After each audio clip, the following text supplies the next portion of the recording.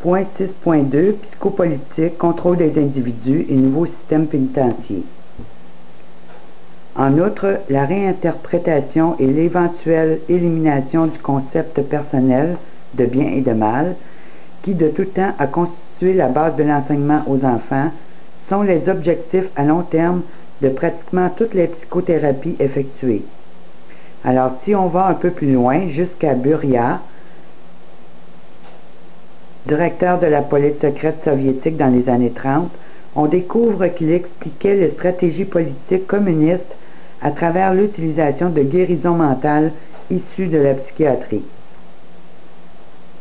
La psychopolitique est l'art et la science d'instaurer et de maintenir un contrôle sur les pensées et les loyautés des individus, des officiers, des bureaucrates et des masses, et d'effectuer la conquête des nations ennemies à travers la guérison mentale. Vous devez travailler, disait-il, jusqu'à ce que chaque professeur de psychologie, de manière consciente ou non, n'enseigne que la doctrine communiste sous le couvert de la psychologie. Si vous prenez connaissance du manuel russe d'instruction sur la guerre psychologique, vous verrez au chapitre 9 que les opérations psychopolitiques doivent être en tout temps attentives à la possibilité et aux opportunités d'organiser des centres de santé mentale pour le mieux-être de la communauté. La disparition de l'idée de bien et de mal, n'est-ce pas là en bout de ligne la préoccupation centenaire de la franc-maçonnerie internationale?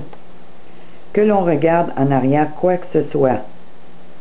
Que l'on regarde en arrière de soi, par exemple, dans le cours de l'histoire récente du Québec, et plus loin en Europe, depuis les années 1700, l'on verra, sous le prétexte pompeux et révolutionnaire de la libération de l'homme, cette volonté de faire disparaître ce concept de bien et de mal. En outre, l'on remarquera que cette même volonté fut à la base de la Révolution russe, de même qu'à la source de la révolution culturelle des années 20 aux États-Unis et des années 60 en Occident.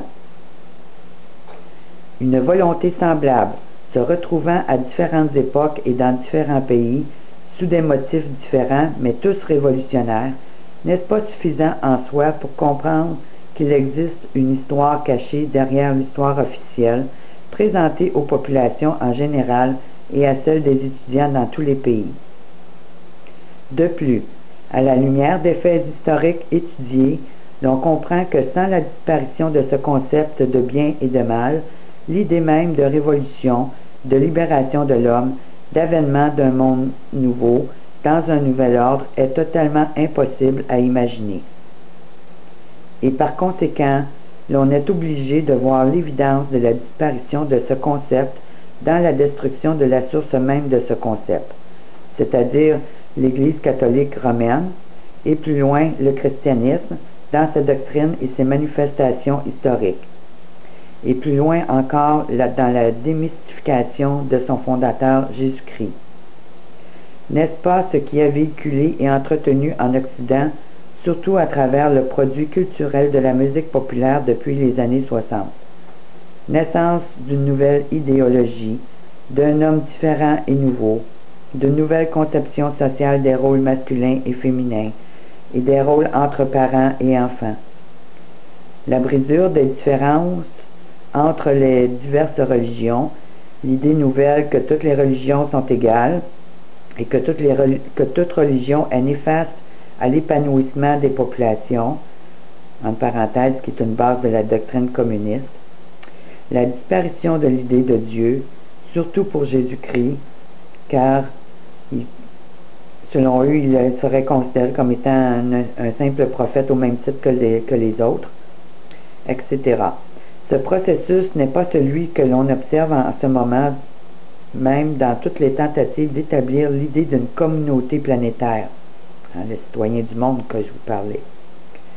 Pour tous les hommes, la disparition des nationalités, ceux-ci étant reliés entre eux par une nouvelle religion universelle, débarrassée de tout concept de bien et de mal, où l'homme devient le centre de l'univers en tant que son propre Dieu, devant remplacer en premier lieu le Dieu du christianisme. Alors vous voyez, ce contrôle, cette guerre psychopolitique, psychomilitaire, Ben, c'est exactement une guerre contre Jésus-Christ, contre les lois judéo-chrétiennes.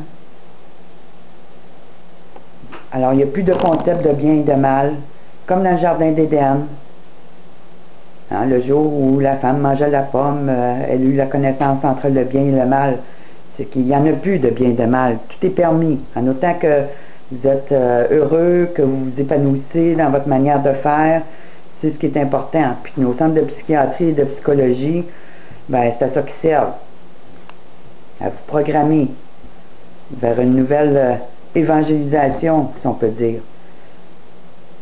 Puis le mouvement, tout le mouvement du nouvel âge, ben, sert exactement à ça, à faire entrer le monde dans ce nouveau moule de pensée. Alors c'est une transgression contre les lois de Dieu. On veut détrôner Dieu pour installer un système communiste. Puis ça, c'est la base des Nations Unies. C'est la base de nos gouvernements. Si vous voulez voir comment on a pris le contrôle sur nos enfants dans nos familles, via la DPJ, ben lisez le document que vous pouvez trouver sur Internet, les protocoles de Toronto. C'est une réunion de francs-maçons qui a eu lieu à Toronto il y a plusieurs années. Puis, ça nous dit, ils nous expliquent comment ils vont prendre le contrôle de nos enfants, de nos familles.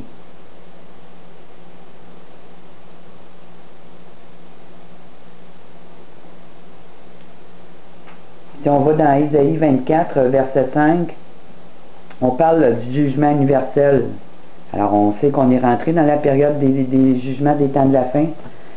Mais pourquoi ces jugements universels-là vont arriver et arrivent maintenant?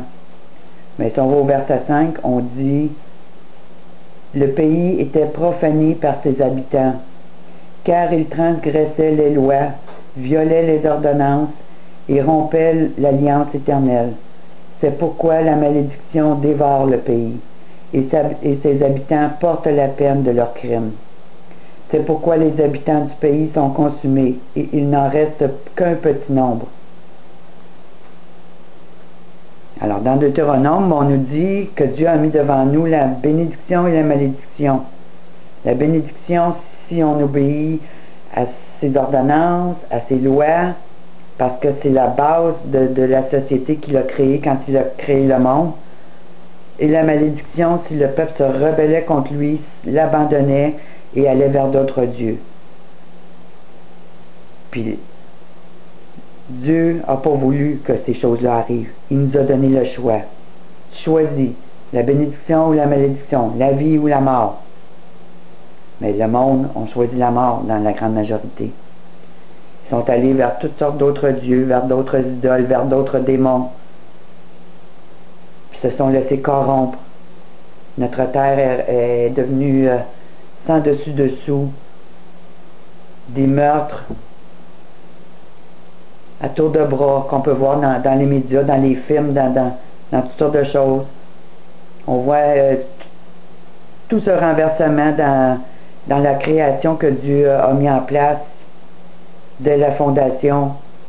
Ben, les OGM sont là pour contrecarrer les semences naturelles que Dieu nous a données. Le transhumanisme, ils vont transformer les hommes d'une autre manière pour éliminer ceux que Dieu a créés.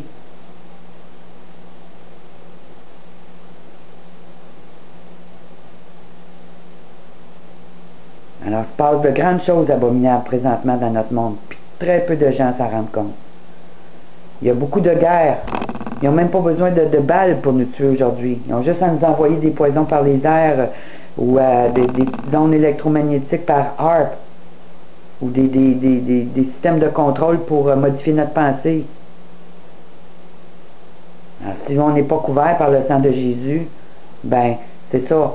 On va suivre le moule, puis on va embarquer dans ce nouveau moule-là sans s'en rendre compte, puis on va devenir les ennemis des gens de bien.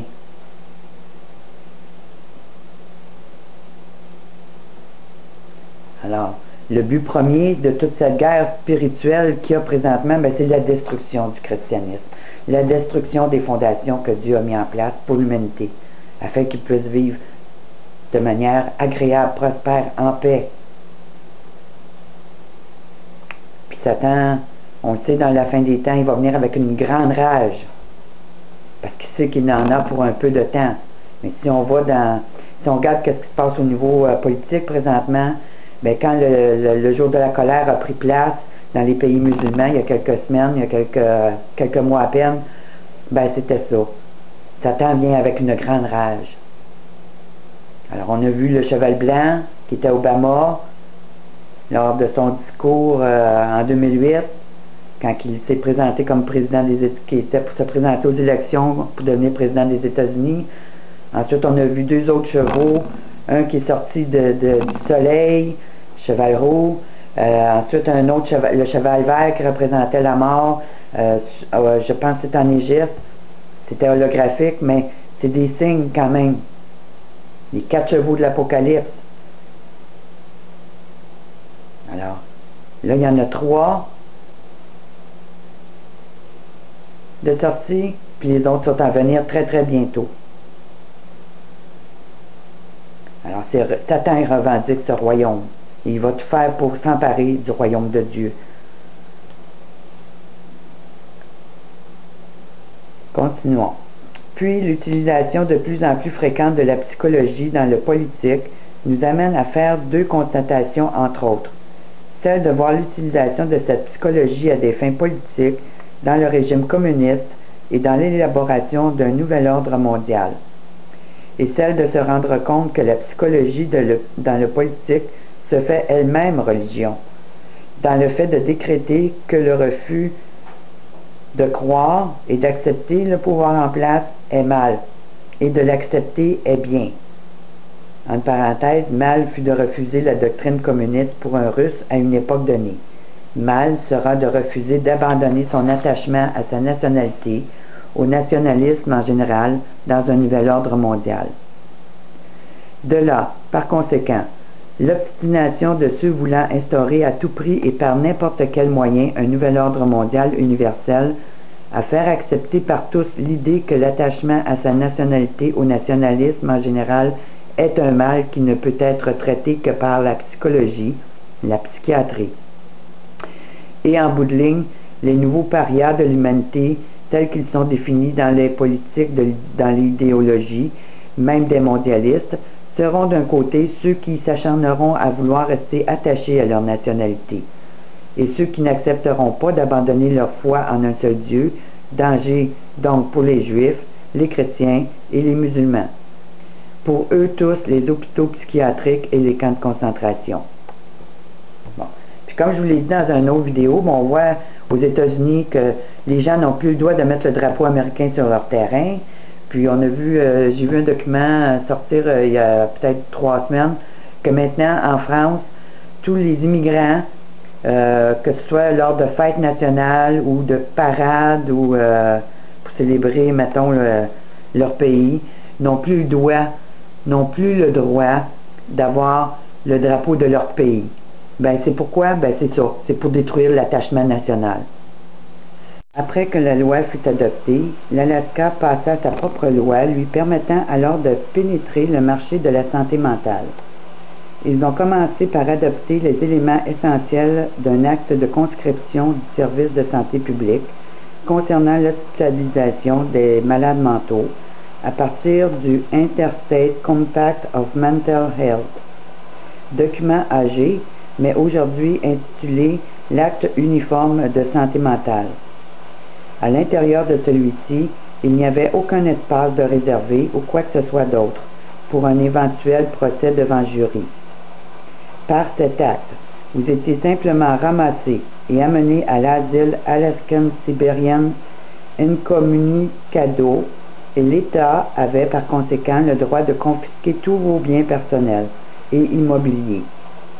Et ils essayèrent même de l'appliquer en 1954 dans le cas de Ford vis-à-vis Millinac, où l'acte tel qu'adopté dans un autre État, le Missouri, fut déclaré inconstitutionnel. Mais l'acte lui-même, quant à lui, continue encore d'exister, modifié, mais tout en étant demeuré essentiellement le même, sous la même forme, celle de Uniform Mental Health Act, auquel souscrivent 6 États.